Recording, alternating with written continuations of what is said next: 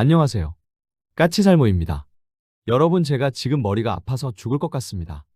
저는 이틀에 한 번씩 영상을 올리는데요. 이 일을 하다 보면 어떨 때는 정말 영상으로 만들 게 없어서 무얼 올려야 할지 몇 시간 심지어는 며칠을 고민할 때도 있고요. 어떨 때는 전해야 할 소식이 너무 많아서 무엇을 먼저 다루어야 할지 당황스러울 때가 있는데요. 지금은 전해야 할 소식이 너무 많아서 당황스러운 상황이고요. 그리고 제가 영상을 만드는 스타일이 정말 많은 기사를 읽고 그리고 주제를 정한 다음에 그 주제와 관련된 기사나 정보들을 또 전부 수집하고 그걸 추합해서 영상을 만드는 건데요. 이렇게 전해야 할 소식이 많으면 획득해야 하는 정보의 양도 기하급수적으로 많아지고 제 머리에서 정리해야 하는 정보의 양도 너무 많아지기 때문에 머리가 아픈 건데요. 그래서 지금 저는 머리가 무척 아픈 상태입니다. 여러분도 알겠지만 이번에 드디어 KDDX의 사업자로 사실상 한화가 선정되었고 또 카이에서는 KF21을 만드는데 박시몽 박사와는 아무런 상관이 없다는 이야기도 하고 있고 또 핵심 주제로 다루어야 할 게 캐나다에서 잠수함 도입과 관련해서 스캔들도 터졌고 폴란드 문제 등 정말 많고 그리고 원래라면 아마 오늘은 지금 우리나라에서 급격하게 부각되고 있는 사업인 무인기 요격 방공망 네트워크에 대한 것도 있는데요. 이것도 다루어야 하고 또 차마 제가 지금 여러분에게 공개하기 힘든 비밀 주제도 있습니다. 이건 아마 정말 갑론을박이 많을 수밖에 없는 주제이기 때문에 지금 여러분에게 힌트를 줄 수도 없고 이걸 영상으로 다루어야 하는지도 여전히 고민이 되는 주제인데요. 아무튼 그래서 지금 다루어야 할 게 너무 많습니다. 그리고 박시몽 박사 이야기는 저도 정말 오래전에 유튜브에서 본 것 같기는 한데 말 그대로 스치고 지나가듯 보기만 한 거라 저는 잘 모르고요.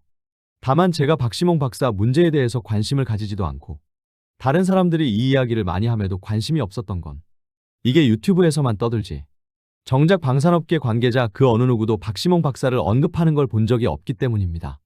그 유튜브들에서 떠드는 것처럼 박시몽 박사가 F-22 기술을 가지고 와서 우리 KF-21을 개발하는 데 도움이 되었다면 아마 분명 방산업계 관계자들도 최소한 이름이라도 언급했을 것이며 저도 유튜브가 아닌 곳에서도 들어는 봤을 겁니다. 그런데 정말 저도 들어본 적이 없고요. 그래서 가끔 댓글에서 박시몽 박사 이야기를 하는 분이 있으면 저는 항상 이야기했던 게 저는 잘 모른다. 금시초문이다입니다. 말 그대로입니다. 정말 박시몽 박사 이야기는 유튜브나 여러분의 댓글 이야기 말고는 방산업계에서는 아무도 언급을 하지 않습니다. 심지어 1급 기밀도 다들 언급을 하고 그래서 제가 가끔 기밀 사항과 관련된 이야기를 할 때가 있는데요. 이분 이야기는 정말 전혀 없습니다. 아무튼 그래서 박시몽 박사가 우리 KF-21의 개발에 도움을 주었다는 건 카이가 이야기하는 게 아니어도 정말 방산업계에서는 금시초문인 이야기입니다. 솔직히 저는 이분이 뭐하는 분인지도 잘 모릅니다. 제가 이분이 뭐하는 분인지도 잘 모른다는 게 무슨 의미인지 다들 아실 겁니다. 아무튼 바빠 죽겠는데 이런 사담은 그만하기로 하고요. 역시 오늘의 핵심 주제는 당연히 KDDX부터 이야기해야 할 것입니다. 여러분도 제가 쇼츠로 긴급 속보를 전하고 그리고 각종 기사에서 KDDX 사업자로 사실상 한화가 선정되었다는 이야기를 들으셨을 텐데요. 그래서 오늘은 바로 KDDX 사업에 한화가 선정되어서 앞으로 우리 KDDX는 어떻게 바뀔 것인가를 이야기해야 합니다. 여러분도 알겠지만 KDDX는 한화가 기초 설계를 했지만 기본 설계는 현대가 했고 그래서 지금 우리가 아는 KDDX의 모습은 현대가 수행한 기본 설계를 바탕으로 하고 있습니다. 그런데 앞으로 실제로 KDDX의 상세 설계를 하고 초도함을 건조하게 되는 건 한화이기 때문에 당연히 앞으로 KDDX는 변화를 겪게 될 것입니다. 그 중에서도 가장 크게 변할 부분은 바로 추진 시스템이 변경될 것입니다. 그래서 오늘은 KDDX 상세 설계와 초도함 건조를 한화가 하게 됨으로 인해서 KDDX가 어떻게 변할지를 점검해보는 시간을 가져볼까 합니다. 그 전에 앞서서 이번에 또다시 UAE의 수송기들이 이번 주 초부터 우리나라에 와 있다고 하는데요. 그래서 UAE의 수송기들이 우리나라에 다시 방문한 이유는 바로 우리 천공투의 세 번째 포대를 운송하기 위해서라고 하는데요. 그런데 여러분도 알겠지만 저번에 KBS에서 해상수송편으로 이미 세 번째 포대를 보냈고 그게 중동의 모 항구에서 하역 작업을 하는 중이라는 소식을 전했고 그리고 그 소식을 저도 여러분에게 전한 적이 있는데요. 그럼 그건 뭐고 또 이건 뭘까요? 우선 이번에 항공편으로 수송하는 포대는 UAE에 보내는 네 번째 포대일 가능성이 있고요. 아니면 저번에 중동의 모 항구에서 하역 작업을 하고 있던 포대는 우리가 이라크에 보낸다는 훈련용 포대일 가능성이 있습니다. 제가 전에도 이야기했지만 사우디는 UAE보다 성능이 업그레이드된 포대를 원해서 천공투 포대를 공급받는 건 2028년부터라고 하는데요. 이라크는 과거 UAE와 마찬가지로 훈련용 포대를 먼저 받기를 원하고 있었고 그래서 제가 몇 달 전에 이미 이라크에 한 개 포대를 공급한 것 같다는 소식을 전한 적이 있습니다. 그래서 몇 주 전에 중동의 모 항구에서 하역하던 포대는 UAE가 아닌 이라크로 가는 포대였을 가능성이 있고요. 아니면 이번 포대가 UAE에 가는 네 번째 포대일 가능성입니다. 그리고 또 아니면 포대를 보내는 게 아닌 또 다시 미사일의 긴급 공급일 가능성도 있을 것이고요.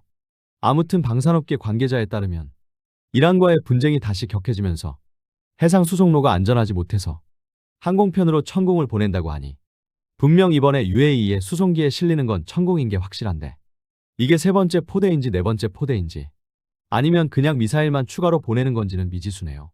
아무튼 그래서 또다시 수송기로 UAE에 천공을 공급하고 있다고 합니다. 그럼 이런 이야기는 그만하고 본격적으로 KDDX 사업 이야기를 해보도록 하겠습니다. 여러분도 아시겠지만 아마 저만큼 KDDX 사업에 대해서 자주 다룬 유튜버도 없을 건데요. 그만큼 저는 KDDX 사업에 지대한 관심을 가지고 있었고 그래서 어떻게 보면 KDDX 사업에 대해서 그 누구보다도 잘 안다고 자신할 수 있는데요. 그런데 여러분도 알겠지만 드디어 방사청의 무능함으로 인해서 2년 동안 지연되던 KDDX 사업의 사업자가 사실상 하나로 결정되었는데요. 12일 방산업계에 따르면 방사청은 현대와 한화 양사가 제출한 제안서 평가를 마치고 양사의 각각의 점수를 통보했다고 합니다. 결론은 제안서 평가 결과 하나오션이 현대중공업보다 0.5876점이 앞섰다고 합니다. 자세한 항목을 찾아보면 최종 점수는 하나오션은 총 점수가 93.9542점이라고 하고요. HD현대중공업은 93.3675점이라고 합니다. 기술평가에서는 현대중공업이 73.2383점을 받았다고 하고요. 하나오션이 72.5958점이라고 하며 그리고 가감점 평가에서는 하나오션이 1.3584점이라고 하고 현대중공업은 0.1292점이라고 합니다. 특히 이 가감점 평가에서 현대가 하나오션보다 점수가 대폭 낮아서 이번 사업에 탈락을 한 건데요. 현대가 가감정 평가에서 하나오션보다 점수가 대폭 낮은 이유는 벌점 1.2점을 감점했기 때문입니다. 그래서 분명 기술 점수에서는 현대가 앞섰지만 벌점 1.2점을 받았기 때문에 이번 사업은 한화가 가지고 가게 된 것인데요. 그래서 이제부터 2주에서 3주간 각 회사에 이의 신청을 받게 되고 그리고 다음 달 초에는 우선 협상자를 선정하고 7월 달 안에는 계약 체결까지 하겠다는 게 방사청 입장입니다. 그리고 이미 당연히 벌써 현대에서는 이번에 이렇게 점수가 나온 근거에 대한 디브리핑을 신청한다고 하고 있고요. 그리고 이미 저번에 벌점에 대한 효력 정지 처분에 대한 가처분 신청을 했는데 법원에서 기각 처분을 한 상태인데요. 이것에 대해서도 항소를 했다고 하고 그리고 당연히 이미 벌점이 적용되었기 때문에 가처분 신청이 아닌 본안 소송을 제기할 거라고 하고 있습니다만 결론은 현대가 제기한 법적 다툼에 대해서 현대가 승소할 가능성은 거의 없는 상태입니다. 그래서 지금 현재 KDDX 사업의 상세 설계와 초도함 건조는 한화가 하게 되는 게 사실상 결정된 건데요.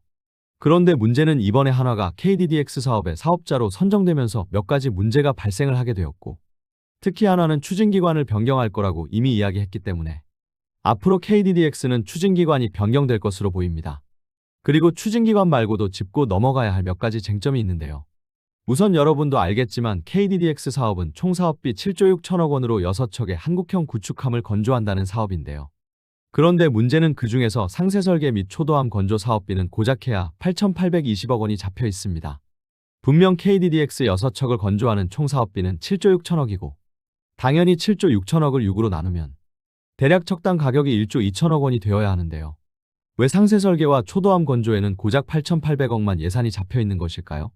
우선 이 비용은 어디까지나 함선을 건조하는 조선소에게 지급되는 비용이고 그리고 KDDX는 통합 마스트나 아니면 엔진 등은 전부 관급 장비로 방사청이 구매를 해서 공급하는 구조이기 때문입니다. 그래서 8,800억에는 상세 설계 비용 수백억과 초도함 건조 비용만 포함이고 통합 마스트나 엔진은 비용에 빠진 비용입니다. 그래서 조선소와 계약하는 가격은 이 정도만 나오는 것이고요. 그리고 이 금액도 하나오션이 전부 받을 수는 없습니다. 왜냐하면 이번 사업은 경쟁 입찰로 진행되었기 때문에 업체들은 수의계약 때는 책정된 사업비의 100%를 받을 수 있지만 경쟁 입찰로 가게 되면 업체들은 총 사업비에서 95% 이하로만 가격을 써내야 하기 때문입니다. 그래서 실제로 한화가 이 사업에서 최대한 받을 수 있는 금액은 8,379억입니다. 아마 그래서 제가 아는 선에서는 이번 KDDX는 전세계 서방권 국가 해군의 방공함 중에서는 거의 마지막으로 척당 건조 가격이 1조 원도 안 되는 마지막 함선이 될 것입니다. 중국 등은 모르겠지만 최소한 서방권 국가 그 어느 나라도 7,000톤급 방공함을 1조 원 이하로 건조하는 나라는 이제 아무도 없을 겁니다. 그래서 우리 KDDX가 1조 원 이하로 건조되는 서방권의 마지막 방공함이 될 것입니다. 그런데 문제는 이로 인해서 이번함 이후의 함선도 비슷한 가격에 계약을 해야 한다는 것입니다. 결론은 초도함이 이 정도 가격에 건조된다면 이번함 이후의 함선들은 아무리 업체가 요청하고 타당한 가격 상승 요인이 있어도 대폭 비용을 올리지 못합니다. 왜냐하면 15%인가 이상 비용을 올리게 되면 아예 그건 별개의 사업이 되어서 처음부터 사업을 다시 해야 하기 때문입니다.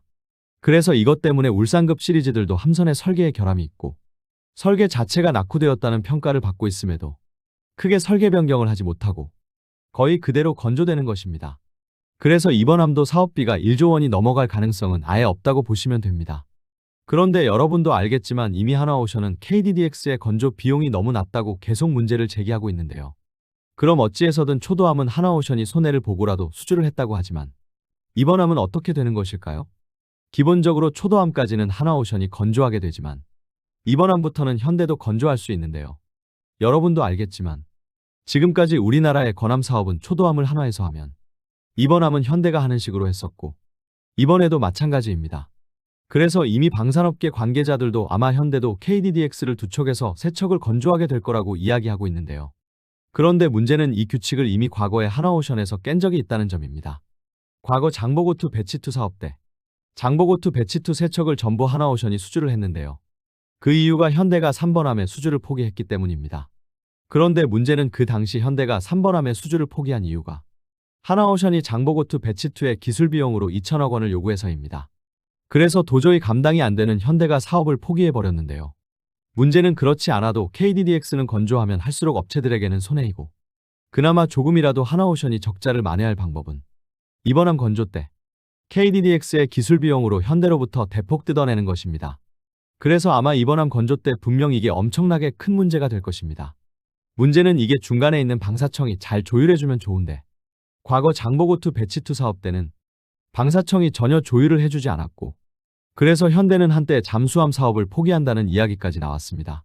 그래서 이제 더 이상 KDDX 사업이 파행으로 가는 걸 막으려면 아마 이 부분을 방사청이 잘 조율을 해야 할 텐데 어떻게 될지 미지수네요. 분명한 건 KDDX는 한화의 주장처럼 척당 수천억까지는 아니겠지만 결코 업체들에게는 남는 게 없는 사업인 건 분명한 사실이고 그럼에도 업체들이 이 사업에 매달리는 이유는 역시 좀 더 뛰어난 현대적인 군함 설계를 가지기 위해서입니다. 한마디로 업체들은 지금 국내 사업에서 적자를 보더라도 이걸 해외에 팔아서 흑자를 보겠다는 생각으로 적자임에도 이 사업에 참여를 하고 있는 것입니다. 그런데 만일 한화가 현대에게 과거처럼 감당이 불가능한 기술료를 요구한다면 정말 큰 문제가 될 것입니다. 특히 이번에 KDDX 사업에서 한화가 승리할 수 있었던 가장 결정적인 이유는 방사청이 한화에게 현대가 수행한 기본 설계의 자료를 제공해서이기 때문에 나중에 현대에게 상세 설계 자료에 대해서 비슷한 배려를 방사청이 해주지 않는다면 아마 형평성 문제로 큰 논란이 될 것입니다. 그럼 이번에 KDDX 사업자로 하나오션이 선정되어서 KDDX의 설계는 어떻게 변경될까요?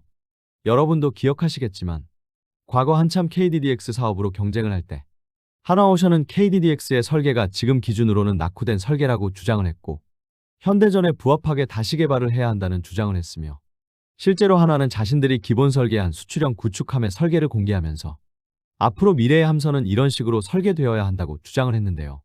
그럼 한화가 설계한 수출형 구축함은 우리 KDDX와 어떤 차이가 있었냐고 하면 한화가 설계한 구축함은 마치 일본의 모가미급처럼 조타실과 기관실, 그리고 전토정보실을 하나로 통합해서 함선의 운용 병력을 대폭 줄인 설계였는데요.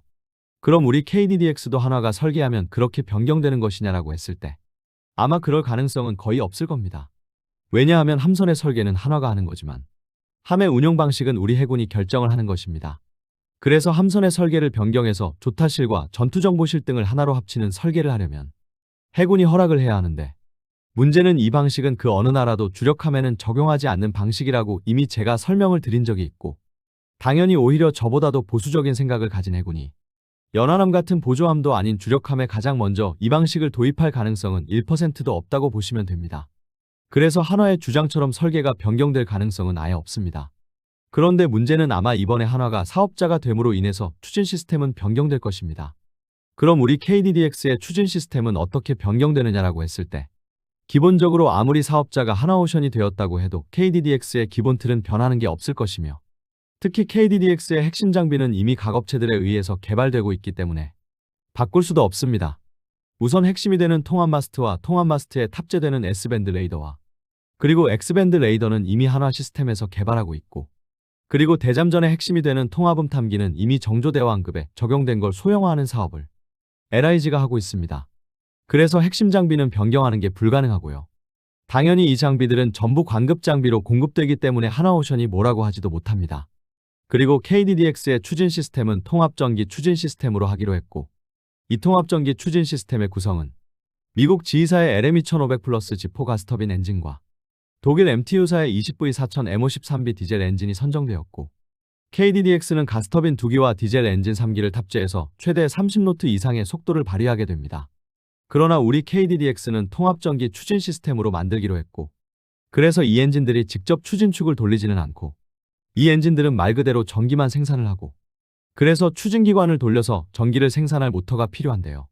우리 KDDX는 20메가와트급 출력을 내는 전동모터 2개를 탑재해서 최대 40메가와트의 전기를 생산한다고 하고 있고, 이미 이것과 관련해서 바로 이런 추진기관들을 제어하는 통합기관 제어 시스템이 국산화되었고, 우리 해군의 양만추남에 국산 통합기관 제어 시스템이 탑재되어서 이미 시험에 들어가 있는 상태인데요. 그런데 모든 게 이미 결정되었는데 문제는 아직 결정이 안 된 게 바로 전기를 생산할 모터입니다. 아직 우리 KDDX에 탑재될 모터는 선정이 안 되어 있고요. 기본적으로 기본 설계를 수행한 현대는 추진 모터를 국산화하는 사업을 이미 추진하고 있었습니다. 현재 이 사업은 두산에너빌리티와 그리고 미국의 DRS 테크놀로지스가 협력해서 20메가와트급 연구자석 전동기를 개발해서 우리 KDDX에 탑재한다고 하는데요. 문제는 DRS 테크놀로지스는 바로 우리 울산급 배치2 이후의 함선들의 연구자석 전동기를 공급하는 회사이고, 바로 이 연구자석 전동기 때문에 울산급은 각종 결함에 시달렸다는 것입니다. 그래서 하나오션은 이 개발에 반대를 했고, 만일 자신들이 KDDX의 사업자가 된다면 바로 주말트급이나 영국의 타입 26형 방공함에 탑재된 일반 AIM 전동기를 구매해서 KDDX에 탑재하겠다고 이야기하고 있습니다. 이 전동기는 미국의 알스톰사에서 개발했고, 지금은 알스톰사를 미국의 지휘사가 병합했기 때문에 지휘사가 생산하는 전동기로 이미 주말트급이나 영국의 타입 26급 방공함에서 충분한 신뢰성을 입증한 전동기이기 때문에 KDDX의 치명적 결함이 발생하는 걸 방지하기 위해서 최대한 신뢰성이 입증된 전동기를 탑재하겠다는 것입니다. 그리고 만일 굳이 우리 방사청에서 전동기의 국산화를 요구한다면 효성중공업과 지휘사가 협력해서 일반 AIM 전동기를 국산화하겠다고 합니다.